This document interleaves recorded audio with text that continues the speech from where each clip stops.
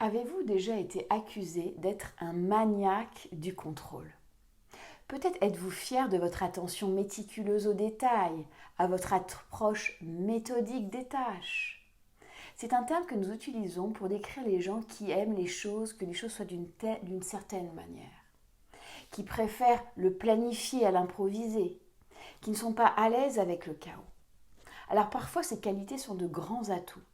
D'autres fois, cela peut nous empêcher de faire des choses ou nous épuiser.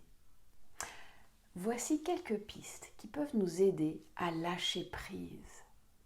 La première, c'est de décaler notre focus.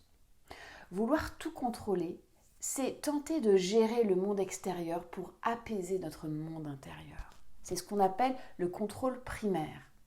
Et le contrôle secondaire, c'est davantage axé sur la gestion de notre réponse interne au monde extérieur. Comment faire? Eh bien, l'idée, va être d'apprendre à gérer nos pensées, nos émotions. La deuxième chose que nous pourrons faire, c'est d'analyser les conséquences de nos actes.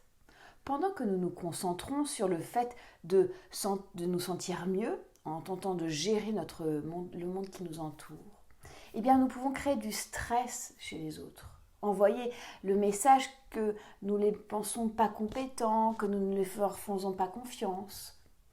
Et ça peut se passer pour nos collègues de bureau, nos collaborateurs, mais également pour nos enfants. Et cela peut leur créer un manque d'indépendance, de confiance. La troisième chose, c'est de déléguer, que cela nous plaise ou non.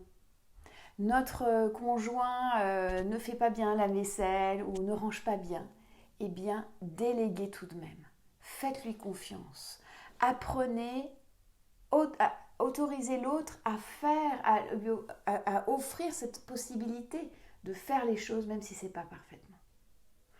Et enfin, la quatrième chose, c'est de pratiquer la méditation de pleine conscience. Vous allez progressivement apprendre à mieux gérer vos émotions, mieux gérer vos pensées, à prendre de l'espace, prendre du recul, à vous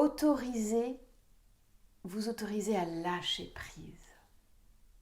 En général, les personnes qui sont maniaques du contrôle ont vécu souvent dans leur enfance dans des environnements où ils ont manqué de sécurité intérieure. La pleine conscience va permettre ça, va permettre de développer une certaine base, un socle qui va vous permettre de développer cette sécurité pour pouvoir être plus épanoui, heureux dans votre vie.